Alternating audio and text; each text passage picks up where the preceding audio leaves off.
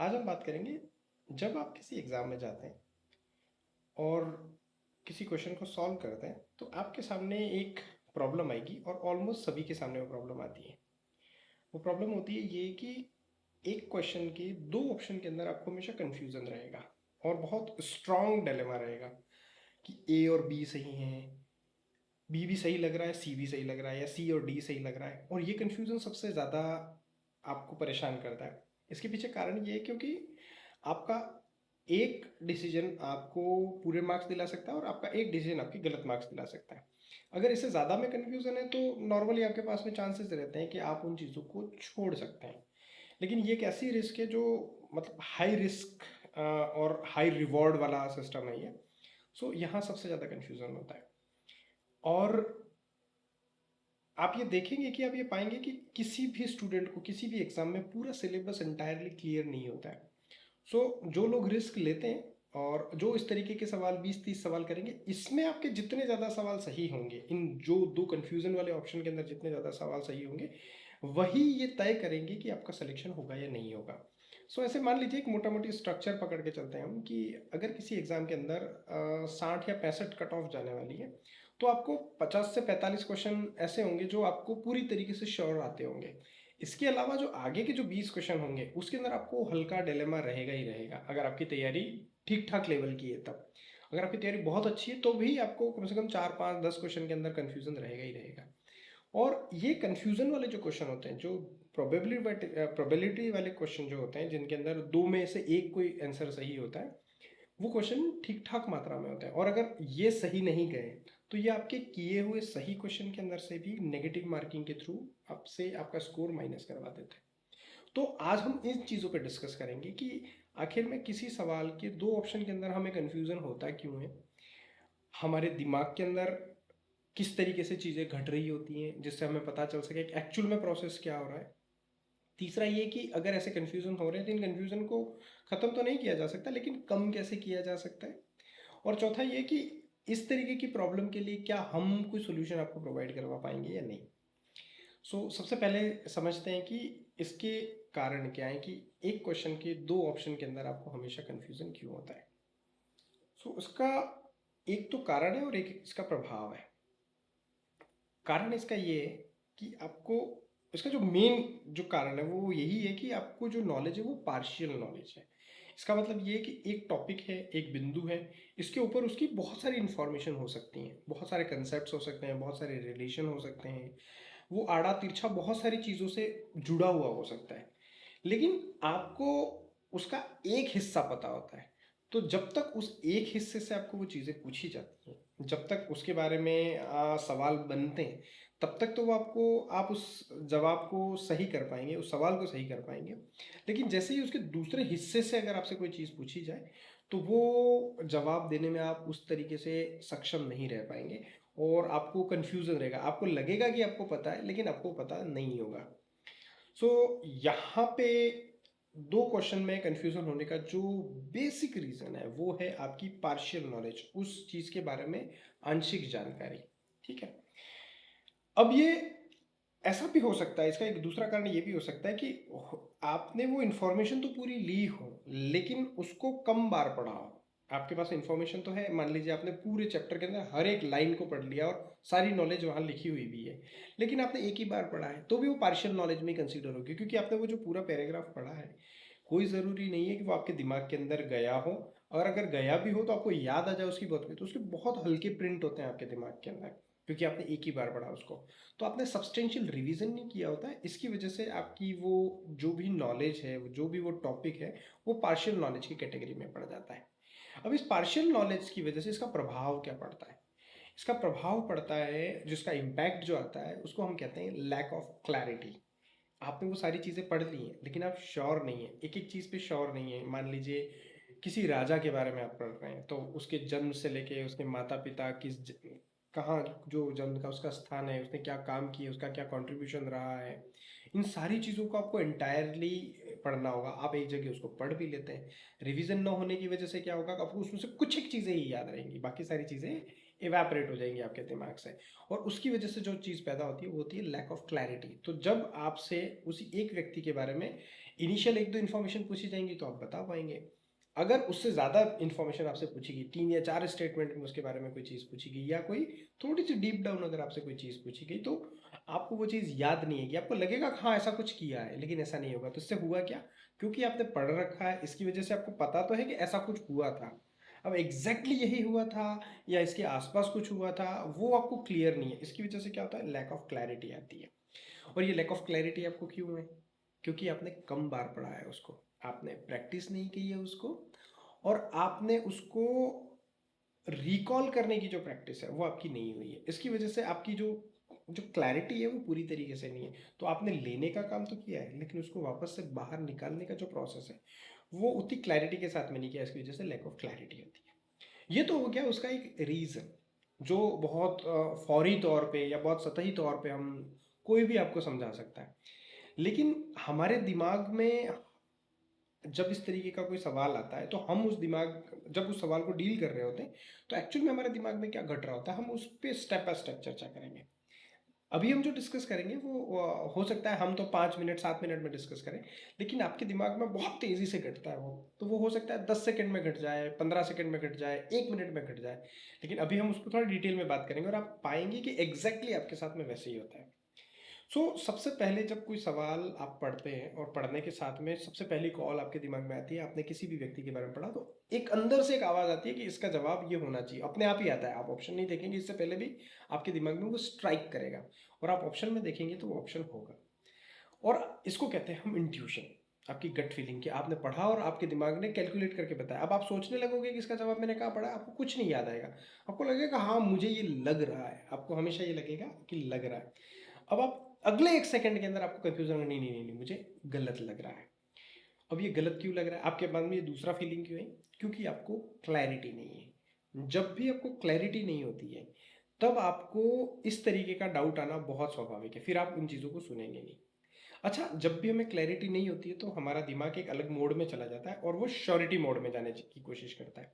इसको ऐसे समझिए, जैसे अगर आपको किसी व्यक्ति के बारे में कुछ पता करना हो, आप श्योर नहीं हो कि ये व्यक्ति कैसा है, तो हम क्या करते हैं उसके लिए, हम उसके जो दोस्त होते हैं या हमारे जो मिलने वाले होते हैं उनसे उसके बारे में बात करते हैं कि यार ये कैसा इंसान है, या ये चीज़ कैसी है, या मुझे ये सर्विस लेनी चाहिए नहीं चाहिए। इसका मतलब हम क्या करते हैं, ओपिनियंस लेते हैं, दूसरे लोगों से उसके बारे में राय मशवरा करते हैं। तो इसका मकसद क्या होता है, श्योर होना। ठीक वैसे ही हम एग्जाम में क्या कर रहे होते हैं, कि जब भी कोई सवाल हमारे सामने आता है और हमें क्लैरिटी नहीं होती है, तो हम श्योर होने के लिए क्या करते हैं, हम ये याद करने की कोशिश करते हैं कि मैंने इसको कौन सी किताब में पढ़ा था, मुझे कौन से टीचर ने ये पढ़ाया था। तो हम वो लेक्चर ऑल ऑफ सडन हमारे दिमाग में घूमते हैं, उससे रिलेटेड जो भी वर्ड्स होते हैं वो अचानक से गूंजने लग जाते हैं दिमाग में। कोई किताब जो पढ़ा हो, कहीं धारावाहिक में हमने देखा हो, कहीं कोई वीडियो हमने देखा हो, वीडियो लेक्चर में सुना हो, दोस्तों से डिस्कशन में सुना हो, वो सारी बातें 1 2 3 4 5 6 7 8 10 ऐसे करके हमारे दिमाग में आ जाती है। अब ये जो सिचुएशन है, पहले आपको क्या हुआ, आपको क्लैरिटी नहीं थी, क्लैरिटी से क्या हुआ, आपका दिमाग श्योरिटी के मोड में चला गया, वो श्योर होना चाहता था। उसके लिए उसने क्या किया कि चीज़ों को लेना शुरू किया, और ये आपके पास में 10 चीज़ें एक साथ आपके दिमाग में आ गई। अब ये जो सिचुएशन हमारे दिमाग की कहलाती है, इसको कहते हैं कॉग्निटिव लोड। मतलब आपको कॉग्निटिव का मतलब होता है संज्ञानात्मक, मतलब ज्ञान की चीज़ें। तो वो जो 10 चीज़ें आपके दिमाग में आई है, उसने कॉग्निटिव लोड पैदा कर दिया है। और ये फ्रैक्शन ऑफ सेकंड्स में होता है, बहुत तेजी से। जैसे ही आपका दिमाग सवाल पूछेगा, आपको जवाब नहीं मिलेगा, तुरंत तुरंत तुरंत वो काम करने लग जाएगा। तो कॉग्निटिव लोड देने लग जाता है। अब अगर मान लीजिए आपने एक इन्फॉर्मेशन मिली, सर ने क्या पढ़ाया था और आपको नहीं याद आया, कि नहीं इससे नहीं क्लियर हो रहा, तो किताब में क्या हो रहा था उससे भी नहीं क्लियर हो रहा है, तीसरी चीज़ से भी नहीं हो रहा है। अगर मान लो किसी एक चौथी चीज़ से क्लियर हो रहा है कि भाई फलाना व्यक्ति फलाना जगह पैदा हुआ था, लेकिन एक दूसरी इन्फॉर्मेशन है उसमें आपको ये याद आ रहा है कि नहीं उसमें तो ये बताया गया था। अब ये जैसे इसके अंदर कन्फ्यूजन हो गया, इसको डेजोनेंस कहते हैं। जब इन्फॉर्मेशन के अंदर डेजोनेंस पैदा होता है, तो आपका दिमाग अब उस पर ट्रस्ट करना छोड़ देता है, और अब दिमाग परेशान हो जाता है कि मेरे पास जो इन्फॉर्मेशन थी वो भी नहीं हुई। तो ऑल ऑफ सडन अभी आप सबसे पहले आप किस में, क्लैरिटी के जोन में थे, क्लैरिटी से वो आपके श्योरिटी के जोन में ले गया आपको। अब वो आपको कॉग्निटिव लीड के जोन में ले गया। अब आपके पास में 10 इंफॉर्मेशन है, लेकिन अब आपका दिमाग काम नहीं कर रहा है। जैसे ही लोड ज़्यादा बढ़ता है, हमारा दिमाग स्ट्रेस की पोजीशन में पहुंच जाता है।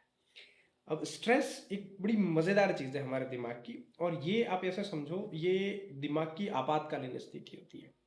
तो जब कभी भी किसी फैमिली के अंदर मान लीजिए कोई फाइनेंशियल क्राइसिस आया, कोई फाइनेंशियल इमरजेंसी आई, तो हम जो भी काम कर रहे होते हैं, या मान लीजिए कोई मेडिकल इमरजेंसी है, तो हम उस समय जो भी काम कर रहे होते हैं उसमें जो भी गैर जरूरी चीजें होती हैं हम उन सब चीजों के ऊपर रोक लगा देते हैं। मान लीजिए किसी का एक्सीडेंट हुआ, आपको किसी मीटिंग में जाना था और घर में एक्सीडेंट हो गया, बच्चा बीमार हो गया, तो ऑल ऑफ सडन क्या होगा, वो मीटिंग कैंसिल हो जाएंगी, आप कहीं शादी में जा रहे होंगे तो वो कैंसिल हो जाएगा, कोई और प्लान कर रहे होंगे, आपके सोने का मूड होगा तो आप वो भी कैंसिल कर दोगे। मान लो फाइनेंशियल क्राइसिस आया तो आप क्या करोगे, आपके घूमने जाने का कोई प्लान था, ट्रिप का कोई प्लान था, या किसी को उधार देने वाले थे, आप किसी की हेल्प करने वाले, वो सारी चीजें रोकेंगे। ठीक वैसे ही दिमाग स्ट्रेस की पोजीशन में जाते ही आपका दिमाग और जहां जहां काम कर रहा है उन सब चीजों को काटना शुरू कर देता है, उसको बंद कर देता है वो। तो हम सबसे ज्यादा काम कहाँ कर रहे थे, कॉग्निटिव लोड के अंदर, वो बहुत सारी इंफॉर्मेशन याद करने की कोशिश कर रहा था। तो स्ट्रेस की सिचुएशन में जैसे ही आप जाएंगे आपका दिमाग इन सब चीजों को काटना शुरू कर देगा और बंद कर देगा। अब स्ट्रेस में जब भी सिचुएशन जाती है तो क्या होता है कि एक तरीके से कोई आपके सिस्टम को हाईजेक कर लेता है, आपका दिमाग हाईजेक हो जाता है, उस पर्टिकुलर क्वेश्चन के लिए आपका दिमाग हाईजेक हो जाएगा। और वहां स्ट्रेस के अंदर हम सिर्फ दो ही रिस्पॉन्सेज देते हैं। पहला रिस्पॉन्स हमारा जो होता है वो होता है कि आप उस सिचुएशन से लड़ेंगे और क्या प्लान हो सकता है हम वो सोचेंगे। और दूसरा, हम उस सिचुएशन से भाग लेने की कोशिश करेंगे। तो बहुत सारे स्टूडेंट क्या होते हैं जिनको क्लैरिटी नहीं होती है, या जो डर लगता है, या जो मेंटली स्ट्रांग नहीं होते हैं, वो तो क्या करते हैं, उस क्वेश्चन को डक करते हैं और वहां से निकल जाते हैं एक बार के लिए। ये हमेशा अच्छा है या बुरा है ये नहीं है, वो सिचुएशन पे डिपेंड करेगा। लेकिन अधिकतर जो लोग होंगे वो क्या करते हैं, उस रिस्क को लेते हैं। अब इस रिस्क को लेने के पीछे कारण क्या है, एक तो वो सब कुछ सुना सुना है, पढ़ा हुआ है उनका ऑलरेडी, तो इसलिए उनको लगता है कि हम इन दोनों दो चीजों में ही कंफ्यूज हैं। आपको चार ऑप्शन मिले थे, अब दो ऑप्शन में, तो उनको लगता है बहुत नजदीक है। दूसरा, आपने 50 सेकंड खर्च कर दिए उसके अंदर, ऑलरेडी खर्च कर दिए, तो आपका दिमाग क्या कहेगा कि नहीं मुझे ये रिस्क लेनी है। तो वो उसके ऊपर स्ट्रेस, जैसे स्ट्रेस आएगा तो वो प्रतिक्रिया देगा। लेकिन वो कैलकुलेशन बंद कर चुका है, जिससे आपको सही जवाब तक आप पहुंच सकते थे उसके लिए उसने सारी इंफॉर्मेशन निकाली, लेकिन उससे तो आप पहुंचे ही नहीं। वो लॉजिकली तो वो डिडक्ट हुआ ही नहीं आपसे। तो वो क्या करेगा, अब आपको, अब उसको डिसीजन तो लेना ही है, तो अब वो स्ट्रेस में है तो उसको डिसीजन तो लेने ही लेने पड़ेंगे। और दो तरीके से लेगा, या तो वो भागेगा या वो डिसीजन लेगा, लेकिन वो डिसाइसिव है। अब ये सब कुछ गड़बड़ झाला चल ही रहा होता है, इतनी देर में दिमाग का एक और प्लेयर जो होता है वो अंदर आ जाता है, और वो आता है आपका इमोशनल रिस्पॉन्स। अब इमोशनल रिस्पॉन्स कैसे क्या होगा, अभी आप सोच ही रहे थे, कैलकुलेशन से तो आपसे हुआ नहीं, अब ये कह रहा है डिसीजन तो लेना ही है क्योंकि दो ऑप्शन है, लेकिन अब आपका इमोशनल रिस्पॉन्स आ जाएगा। इमोशनल रिस्पॉन्स आपको दोनों तरफ से कंफ्यूज करेगा। वो कंफ्यूज करेगा, देख अगर नहीं किया और ये है तो सही, ये पढ़ा हुआ तो है, और मुझे लग रहा है इसका सी ही आंसर है, तो ये इमोशनल कॉल आ रही है। अचानक से इमोशनल आपको बदल देगा, वो कहेगा अगर ये क्वेश्चन गलत हो गया तो इतने माइनस मार्क होंगे, और ये मुझे आते हुए ये क्वेश्चन गलत हो जाएगा। अब वो आपको एक तरफ हाँ भी कह रहा है, एक तरफ ना भी कह रहा है, तो ये इमोशनल रिस्पॉन्सेज होते हैं, वो इसी तरीके से होते हैं। तो इमोशनल रिस्पॉन्सेज जब भी आते हैं तो हम इनडिसाइसिव कंडीशन में पहुंच जाते हैं। अब हमारी इनडिसाइसिवनेस का मतलब होता है कि हम कोई भी निर्णय लेने की स्थिति में रह ही नहीं पाते हैं, उसको इनडिसाइसिव कंडीशंस कहते हैं। अब ये आपके साथ में सारी वो प्रॉब्लम की, पहले क्लैरिटी नहीं थी, फिर श्योरिटी पे गए आप, श्योरिटी पे जैसे ही जाने गए तो आप कॉग्निटिव लोड के अंदर घुस गए। कॉग्निटिव लोड इतना ज़्यादा था कि आपको स्ट्रेस अटैक आ गया उस समय उस पर्टिकुलर क्वेश्चन के लिए। अब जैसे ही आप स्ट्रेस के अंदर डिसीजन लेने आए तो आपको इमोशनल रिस्पॉन्सेज आ गए। अब आपको ये हाईली कंफ्यूज कर रहा है और आपका दिमाग बहुत तेजी से उस क्वेश्चन के ऊपर, करूँ नहीं करूँ, ये वाला करूँ कैसे करूँ, फिर से कोई इन्फॉर्मेशन आपके पास में आएगी, और इस तरीके से चल रहा है। और सबसे लास्ट में एक चीज़ और आने लग जाएगी, और वो आ जाएगी नेगेटिव रीइंफोर्समेंट। ये नेगेटिव रीइंफोर्समेंट उन लोगों के साथ में होता है जो पहले एग्जाम्स दे चुके हैं, तो उनको एक एक्सपीरियंस याद आता है। उनको ये याद आता है कि मैंने जब पिछली बार जब परीक्षा दी थी तो मैंने सोचा था कि बी आंसर सही होगा और आंसर सी निकला, और मैंने ऐसे 10 क्वेश्चन किए और मेरे 8-9 क्वेश्चन गलत हुए। मतलब मैं जो सोचता हूँ और जो मार्क करके आता हूँ वो गलत होगा। अब ये अगेन आपको इनडिसाइसिव कंडीशन के अंदर ले जाएगा, अगेन आपके लिए स्ट्रेस को बढ़ा देगा। अब ये ऐसा क्यों कहेगा, अब वो ये सोचेगा ही नहीं कि कौन सा क्वेश्चन सही है या गलत है, वो ये सोचने लग गया कि मैं जो निर्णय लेता हूँ वो तो गलत ही होता है। अब वो खुद के बारे में भी बहुत नेगेटिव होने लग जाता है, मैं जो सोचता हूँ वो तो गलत ही होता है। तो अब क्या होगा, अब पूरी तरीके से क्योस हो चुका है। अब उसको जो पहली बार में उसके दिमाग में जब क्वेश्चन पढ़ के जो जवाब उसके दिमाग में क्लिक हुआ था वो वास्तव में सही होता है, मैक्सिमम टाइम वो सही होता है। लेकिन अब इतना केओस हो चुका है, वो सब कुछ भूल चुका है, सब गड़बड़ हो चुका है। मतलब ऐसे समझो, किसी ठहरे हुए पानी में किसी ने ऐसे जोर से हाथ डाल के हिला लिया और पूरी मिट्टी मिट्टी हो गई हो पूरे पानी के अंदर। थोड़ी देर पहले वो बिल्कुल एकदम क्लीन दिख रहा था, लेकिन इतने सारे प्रोसेस होने की वजह से हमारा दिमाग भी वो गदले पानी जैसा हो जाता है, कुछ भी दिखाई नहीं देता, कुछ भी सूझता नहीं है। लेकिन क्योंकि आप स्ट्रेस में हो, इतना समय ले चुके हो, तो आप अब अक्कड़ बक्कड़ करोगे उसके अंदर, और आप देखना नॉर्मली आप ये पाएंगे कि इसके बाद आप जो भी डिसीजन लेंगे वो नेगेटिव जाएगा। ऑलमोस्ट चांसेस रहेंगे कि उसके वो नेगेटिव जाएगा ही जाएगा, क्योंकि आपका दिमाग ऑलरेडी हाईजेक हो चुका है। अब डिसीजन आप ले ही नहीं रहे हो, अब आपका डर वो डिसीजन ले रहा है। तो डर में लिए हुए डिसीजन आपको इसलिए बहुत खराब करते हैं। तो आपने समझा कि दो ऑप्शन के अंदर जब कंफ्यूजन होता है, जब क्लैरिटी नहीं होती है, तो दिमाग के अंदर इस स्टेप्स के अंदर काम होता है हमारा, और इस तरीके से वो केओस क्रिएट करता है। और होगा क्या अब इससे, अगर एक क्वेश्चन में आपके साथ में ऐसे हुआ है, तो इसी मोमेंटम के साथ में आप अगले क्वेश्चन पे शिफ्ट करेंगे, और मान लो वो क्वेश्चन आपको कंपैरेटिवली ज़्यादा बेहतर तरीके से आता था, लेकिन आप इसी कियोस के साथ में जाएंगे तो आप वो भी क्वेश्चन खराब करेंगे। तो इसलिए आप देखेंगे कि अगर आपके शुरुआत के 5 से 7 क्वेश्चन अगर ऐसी सिचुएशन में गए, तो आपका पूरा पेपर बिगड़ना तय है। और आप जब घर पहुंचेंगे और देखेंगे कि ये क्वेश्चन मैं कैसे गलत कर सकता हूँ, लेकिन एक्चुअली आपकी टेंशन का और आपके पेपर बिगड़ने का एक मोमेंटम बन गया था। तो उसकी वजह से वो क्या होगा, वो आगे के जो क्वेश्चन कंपैरेटिवली आप इजीली डील कर सकते थे, वो भी आपके वो खराब करेगा, क्योंकि मोमेंटम तो बन चुका है, वो नेगेटिव रीइंफोर्समेंट का काम हो चुका है, इमोशनल रिस्पॉन्सेज आ चुके हैं। अब दूसरे क्वेश्चन पे भी जाओगे तो उसका हैंगओवर उतरने में टाइम लगता है, और हम दूसरे क्वेश्चन में भी सेम गलती कर लेते हैं। ये तो हो गया हमारे दिमाग के प्रोसेस की। और आप ये देखेंगे कि जिनमें क्लैरिटी है वहां आपने क्वेश्चन बनाए हैं, जिनके अंदर थोड़ा भी डाउट था या जहां से आपको बेनिफिट ऑफ डाउट मिल सकता था, या आप थोड़ी सी और लॉजिकल रीजनिंग लगाते हैं, और यही आपका सिलेक्शन तय करने वाले थे, लेकिन क्योंकि यही गड़बड़ होगी तो आपका सिलेक्शन इन्हीं की वजह से रुकेगा। तो इसलिए ये बहुत इंपॉर्टेंट है कि ये जो ऑप्शन में जो कन्फ्यूज़न हो वो ना हो। तो इसका ख्याल आपको एग्ज़ाम में नहीं रखना है, आप रख भी नहीं पाएंगे, क्योंकि वो तो नेचुरल रिस्पॉन्स है आपके। एग्ज़ाम में आप जाएंगे, अगर आपको क्लैरिटी नहीं है, तो ये सेम जितने भी हमने सीन गिने हैं अभी तक आपके सामने, जितने स्टेप्स हमने गिने, वो सारे आपके साथ में घटेंगे ही घटेंगे, आप उसको रोक नहीं पाएंगे। तो फिर हम करें क्या? तो इसको, ये जो रेस्पॉन्सेज जिस तरीके से आ रहे हैं, इसको ठीक सिर्फ आप प्रेपरेशन के दौरान ही कर सकते हैं। आपकी प्रेपरेशन फाउंडेशन जितनी स्ट्रांग होगी, उतने ही आपको ये इस तरीके के इल्यूजन कम होंगे, इस तरीके का जो कन्फ्यूज़न हो रहा है वो कम होगा। तो उसके लिए करेंगे क्या? तो जो प्रॉब्लम है और उस प्रॉब्लम का जो कारण है, आपको उसी पे काम करना है। तो प्रॉब्लम क्या है आपकी, कि आपने उसको पार्शियली पढ़ा था, तो उसको पार्शियली नहीं पढ़ के आपको उसको एक्सटेंसिव लेवल पे पढ़ना है, मतलब उसको बार बार पढ़ना है। एक चीज़ के सराउंडिंग जितनी भी इंफॉर्मेशन हो सकती है, उन सभी इंफॉर्मेशन को क्लस्टर के अंदर आपको साथ में लेके चलना है, उसके साथ में जोड़ते हुए संबंधित करते हुए चलना है। तो एक तो रिवाइज करें आप उस चीज़ को, और एक्सटेंसिव लेवल पे उन चीज़ों को पढ़ें। दूसरा जो चीज़ है कि जो उसका इम्पैक्ट था कि लैक ऑफ क्लैरिटी है आपको, तो वो लैक ऑफ क्लैरिटी आपको कैसे क्लियर हो सकती है? अब क्लैरिटी का सीन थोड़ा सा अलग है यहाँ से, कि आप पूरे एग्ज़ाम के प्रोसेस को समझिए कि एग्ज़ाम का प्रोसेस आपके लिए काम कैसे करता है। तो आपकी प्रिपरेशन कैसे काम करती है और आपका एग्ज़ाम कैसे काम करता है वो समझिए। आपकी प्रिपरेशन में आप क्या करते हैं, आप नॉलेज को लेते हैं और आत्मसात करते हैं, अपने साथ रखते हैं उन चीज़ों को। लेकिन एग्जाम इस तरीके से नहीं काम करता। एग्जाम क्या करता है, एग्जाम आपको एक सवाल देगा और वो ये चाहेगा आपसे कि आप अपनी मेमोरी के अंदर जो भी चीज़ें हैं, आपने जो सीखा है आज तक, उस सब चीज़ को प्रोसेस करें और उसको इसके बाद बाहर निकालें। तो मैं अगर इन शॉर्ट कहूँ, तो जब हम प्रिपरेशन करते हैं तो हम चीज़ों को बाहर से अपने दिमाग के अंदर डालते हैं, जबकि एग्जाम के अंदर क्या होता है, हमारे अंदर जो चीज़ें होती है उसको बाहर निकालना होता है। तो ये दोनों अलग प्रोसेस है। तो आप अपनी तैयारी के अंदर पाएंगे, आप, आपके दोस्त और मेजॉरिटी जो जो पूरी दुनिया है वो जिस तरीके से काम कर रही है वो ये, कि वो सिर्फ लेने में बिलीव करती है। तो आप कोचिंग में जाएंगे तो आप पढ़ने का काम करेंगे, आप सेल्फ स्टडी करेंगे तो भी आप पढ़ने का काम करेंगे, लेकिन आपकी तैयारी में जो प्रैक्टिस का हिस्सा है वो बहुत छोटा रहेगा, क्योंकि उसके बारे में आप ऐसा सोचते हैं कि हमारी एक बार पढ़ाई पूरी हो जाएगी, इसके बाद हम प्रैक्टिस करेंगे। जबकि अब जो सिनेरियो आ रहा है उसमें डे 1 से प्रैक्टिस की सीन होना चाहिए। आप ये बताइए कि विराट कोहली जब पहली बार खेलने गया होगा तो उसने क्या सोचा होगा, मैं खेल लूंगा इसके बाद प्रैक्टिस करूंगा, या मैं पहले दिन से ही प्रैक्टिस करूंगा? तो पहले दिन से आप स्पोर्ट्स देख लो, आप बिजनेस देख लो, कभी भी ऐसा नहीं है कि पहले मैं सीख लूंगा फिर मैं कोई काम करूंगा। नहीं, आपने सीखा, जितना आपने सीख ही लिया उतना सीख लिया, अब उसके बाद में उसी दिन से आप उसकी प्रैक्टिस करना शुरू करो। तभी चीज़ें आपके लिए शार्प होंगी, तभी चीज़ें आपके लिए वैसे काम करेंगी जैसे आप चाहते हैं, कम समय में करेंगी, कम मेहनत के अंदर चीज़ें काम करेंगी। आपको अगेन रिवीजन पे काम करना है, आपको प्रैक्टिस पे काम करना है।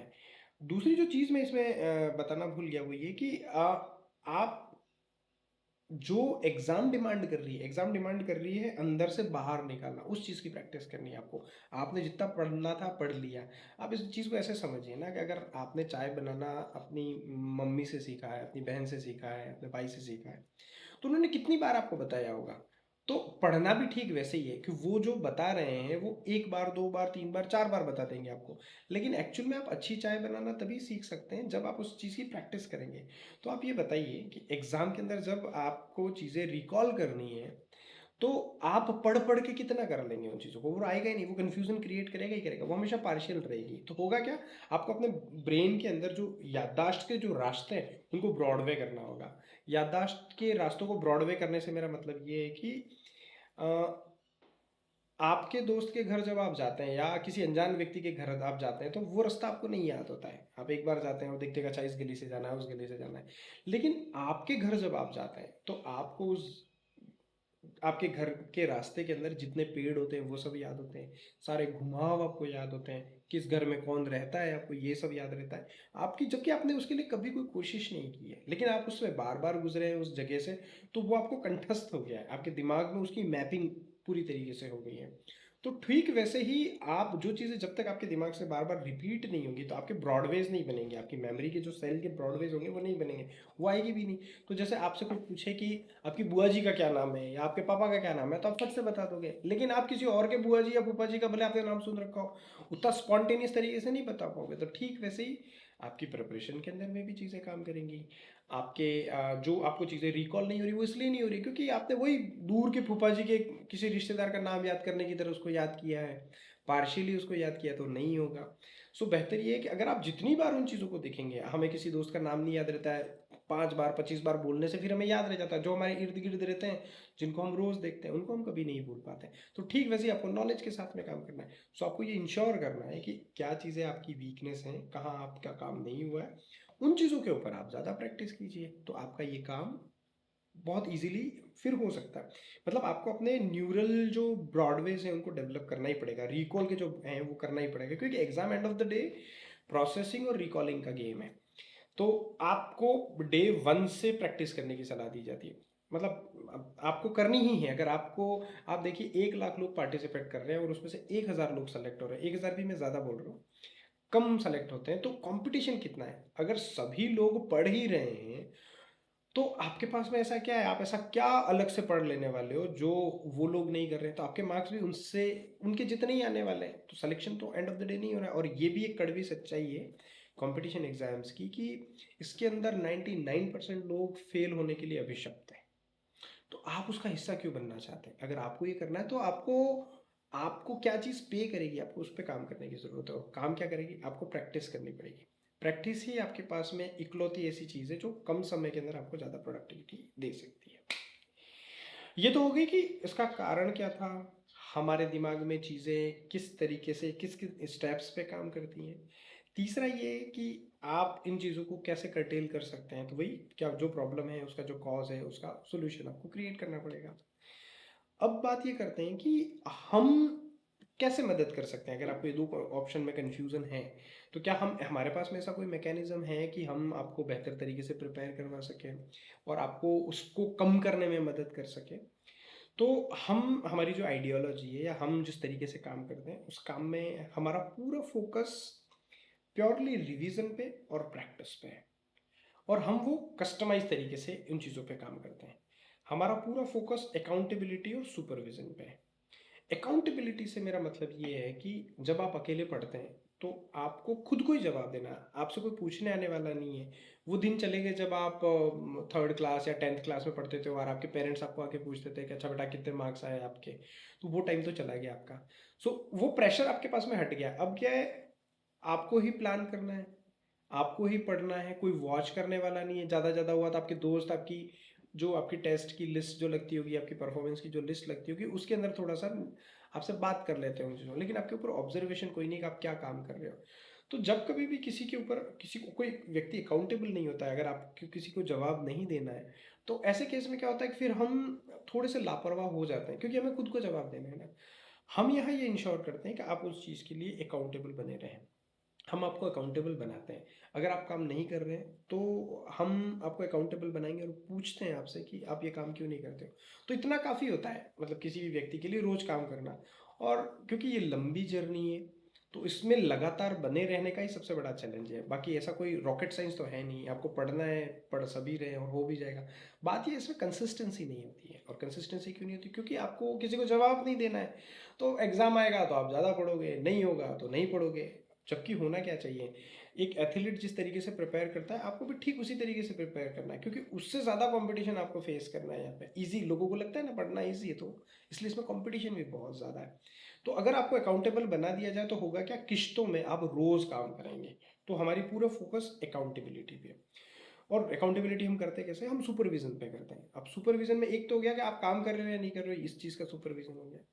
दूसरा होता है कि आपके बिहेवियर के अंदर कोई ऐसी चीज़ें, जैसे एक व्यक्ति है जो 1 घंटा पढ़ रहा है और उसको मान लो 10 चीज़ें याद हो रही हैं, और आप हैं आपको 3 चीज़ें याद हो रही हैं। तो ये जो चेंज है कि सेम अमाउंट लगाया है, सेम मेहनत की है, इसके बाद भी जो प्रोडक्टिविटी है उसमें एक व्यक्ति 10 के साथ में जा रहा है और एक 3 के साथ में जा रहा है, तो इनके अंतर कहाँ है? इनके अंतर है इनके बिहेव में।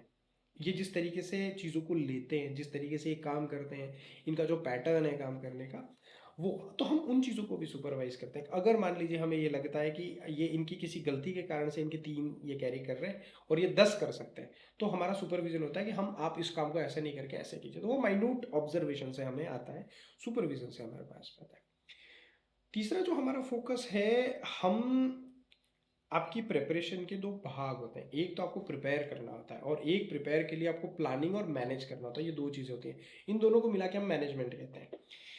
ये पूरी तरीके से आपको ही मैनेज करना होता है। अभी तक तो यही है कि जैसे कोई टीचर आपको पढ़ा के समझा देगा और घर भेज देगा, इसके बाद में सब कुछ आपको ही करना है, आपको ही मैनेज करना है। आपको ये डिसाइड करना है कि आप क्या पढ़ेंगे, आपको ये डिसाइड करना है कि आप कहाँ से पढ़ेंगे, आपको ये डिसाइड करना है कि कब कब क्या क्या कैसे कैसे पढ़ना है, आपको ये डिसाइड करना है कि किस चीज़ को आप कितना समय देंगे। तो ऐसी बहुत सारी चीज़ें होती हैं। आपको खुद को स्पेक्यूलेट करना है, खुद को इवेल्युएट करना है कि मेरी परफॉर्मेंस कैसी जा रही है। तो सब कुछ आपको ही करना है। तो ये पूरा एग्जामिनेशन जो मैनेजमेंट होता है वो आपको ही करना होता है और उसी से आपकी प्रिपरेशन को आगे जाएगी।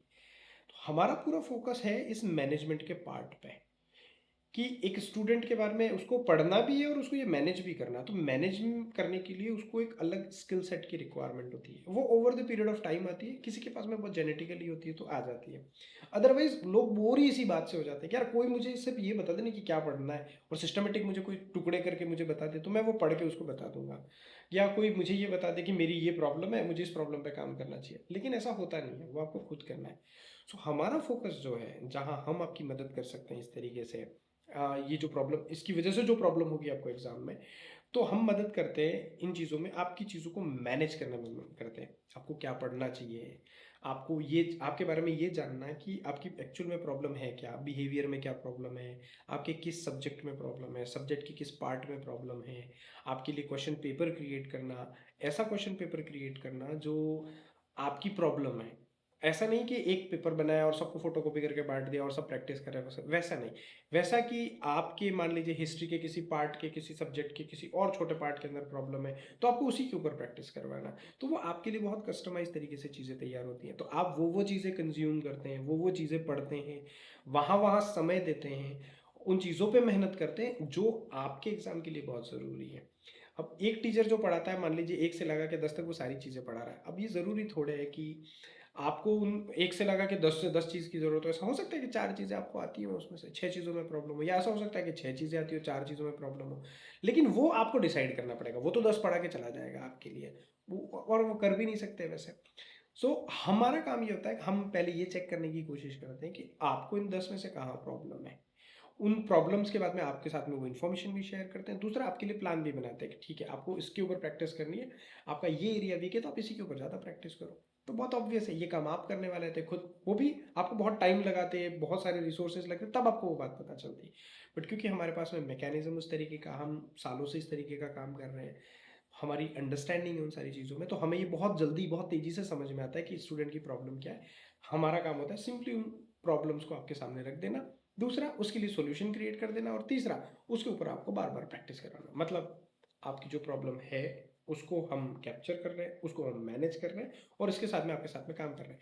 हाँ, but end of the day काम आपको ही करना पड़ेगा। हमने आपके लिए जो सहूलियत की है वो कि 60 से 70% जो आपकी मेहनत का जो भाग था वो हमने बचा लिया। वो आपको नहीं करके वो हमें करनी है।